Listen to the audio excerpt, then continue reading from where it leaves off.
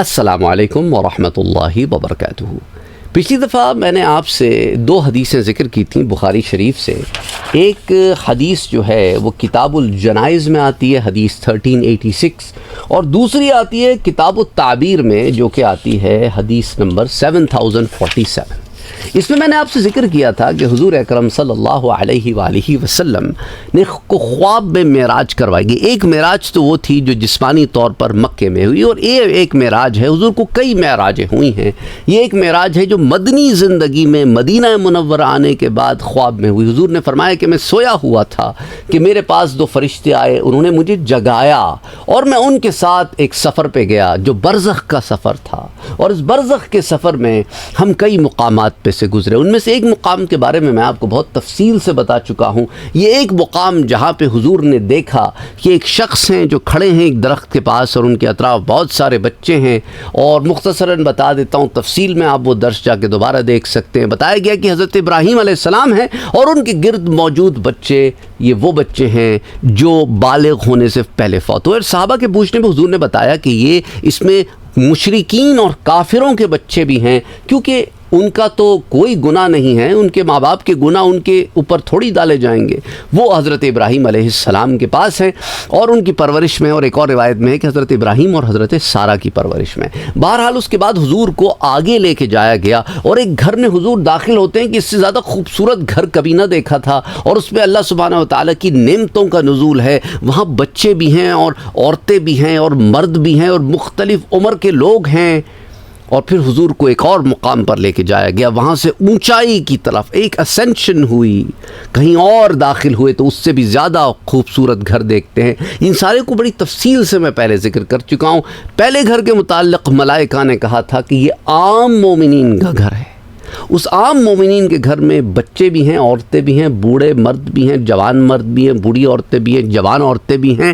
تو وہ لوگ جو سوال کرتے ہیں کہ کیا برزخ میں ہماری جو پہلی ملاقات ارواح المؤمنین کے ساتھ ہوگی، مومنین کی روحوں کے ساتھ، پھر قبر کے سوال ہیں، اس کے بعد پھر کبھی ملیں گے؟ اس گھر سے تو اندازہ یہی ہوتا ہے، یہ عام مومنین کے گھر سے، کہ یہاں پہ ہر عمر کے لوگ موجود ہیں۔ تو معلوم تو یہی ہوتا ہے کہ یہاں پر بھی ملاقات ہے، لیکن دنیا جیسی زندگی نہیں ہے کہ ابا میں کالج جا رہا ہوں، اماں میرے لیے چائے چڑھا دینا، ارے میں نے درزی کے پاس جانا ہے، کپڑے سلانے ہیں، ارے میں جاب کے لیے لیٹ ہو رہا ہوں۔ یہ معاملے نہیں ہیں وہاں پہ۔ وہاں کے گھر، وہاں کی جو عالم ہے، دنیا کا لفظ استعمال، وہاں کا جو عالم ہے وہ بڑا جدا گانا ہے، لیکن اس میں ملنا جلنا ہے، کیفیت ہم نہیں جانتے۔ پھر حضور کو جب ایک اور گھر کی طرف لے کے جایا گیا تو وہاں پر حضور نے پھر دیکھا کہ اس میں صرف بالغ ہیں، مرد عورت بالغ ہیں، لیکن سب مختلف عمروں کے ہیں۔ بتایا گیا یہ شہداء کا گھر ہے جو زیادہ خوبصورت ہے، زیادہ اللہ کی نعمتیں ہیں اس میں۔ تو یہاں وہاں بڑے بڑے محل، بڑے بڑے گھر ہیں، ان میں سے دو کو حضور کو دکھایا گیا۔ معلوم یہ ہوتا ہے کہ وہاں درختوں کا کچھ معاملہ ہے کہ درختوں کے ذریعے ایک دم اسینشن ہوتی ہے، کہ گویا کوئی ایسکلیٹر ہے، کوئی پورٹل ہے جو کھلتا ہے، کوئی معراج ہے جو ہوتی ہے، ایک درجے سے دوسرے درجے میں انسان چلا جاتا ہے۔ پھر حضور کو ایک اور محل دکھایا گیا جو حضور کہتے ہیں بڑا دھندلا سا معلوم ہوتا تھا۔ میں نے پوچھا یہ کیا؟ یہ جنت عدن ہے اور یہاں یہ آپ کا گھر ہے۔ حضور نے کہا میں جا کے اس میں داخل تو ہو جاؤں۔ حضور صلی اللہ علیہ وآلہ وسلم کے پوچھنے پر انہوں نے کہا کہ آپ اس میں داخل نہیں ہو سکتے یا نبی اللہ، کیونکہ ابھی آپ قید حیات ہیں۔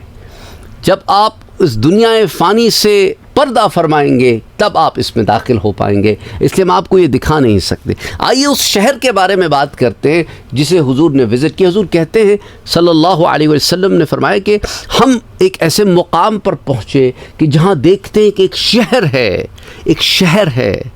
برزخ میں شہر بھی ہیں، پھر یاد رکھو شہر ہے۔ اس شہر کو ایسے بنایا گیا ہے کہ سارا شہر سونے اور چاندی کی اینٹوں سے بنا ہے۔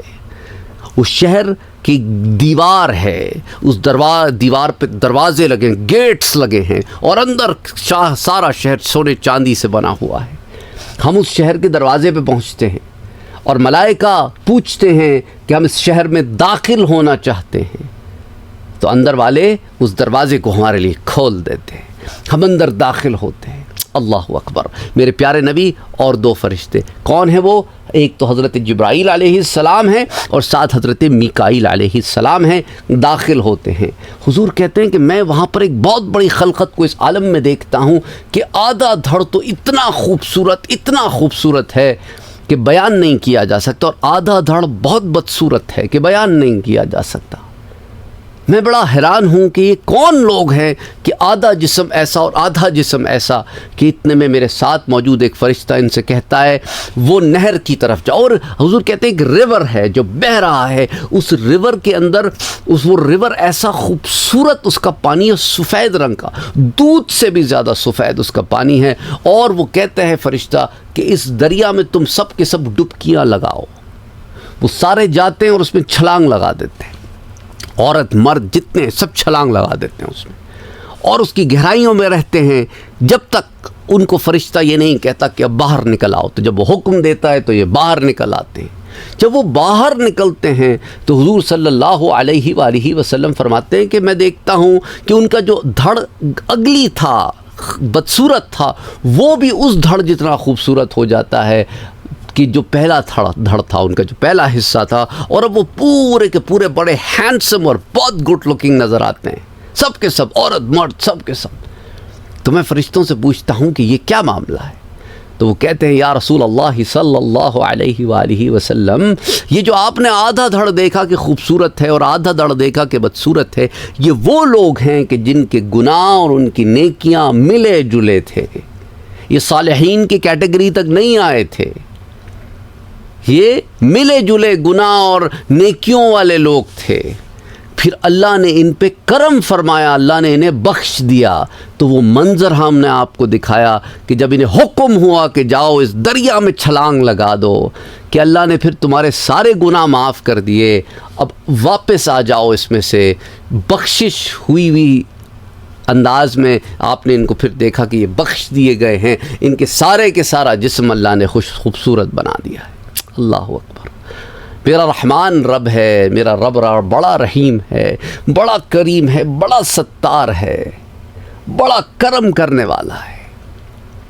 تو دیکھو تینوں کیفیتیں بتا دیں عام لوگوں کی، عام لوگوں سے نیچے وہ لوگ جو گناہ اور نیکیاں ملے جلے لے کے آئے تھے، اور پھر وہ لوگ جو شہداء تھے، شہداء کے اوپر بھی ایک درجہ ہے، صدیقین کا درجہ، وہ ابھی ہمیں اس روایت میں تو نہیں بتایا گیا، ان کا درجہ، ان کا محل تو اور اچھا ہوگا۔ اور پھر اس کے اوپر انبیاء ہیں، اور انبیاء سے اوپر پھر رسول ہیں، اور رسولوں میں پھر 5 اولو العزم من الرسول، پھر ان میں سے پھر حضور صلی اللہ علیہ وسلم کا محل دکھایا۔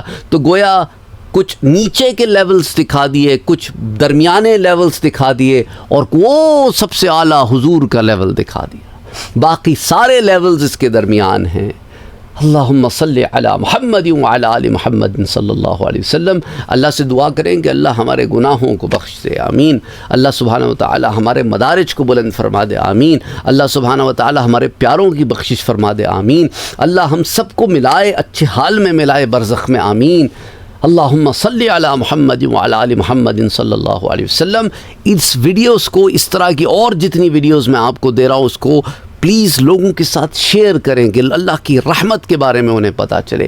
میں اپنی طرف سے اپنا کام کر رہا ہوں، تھوڑی محنت آپ سے بھی چاہتا ہوں، آپ اسے آگے پھیلائیں، اور آپ کمنٹ سیکشن میں ضرور اپنی رائے کا اظہار کیا کریں تاکہ ہمیں پتہ چلے کہ آپ لوگ سیکھ رہے ہیں، آپ کے لیے مشعل راہ ہو رہی ہیں یہ باتیں۔ کیا آپ ان باتوں سے پہلے سے واقف تھے، یا یہ کوئی ایسی باتیں ہیں جو آپ کے علم میں اضافے کا سبب بنی ہیں؟ سو انشاءاللہ تعالی پھر ملتے ہیں اگلے ویڈیو میں۔ Till next time, السلام علیکم ورحمۃ اللہ وبرکاتہ۔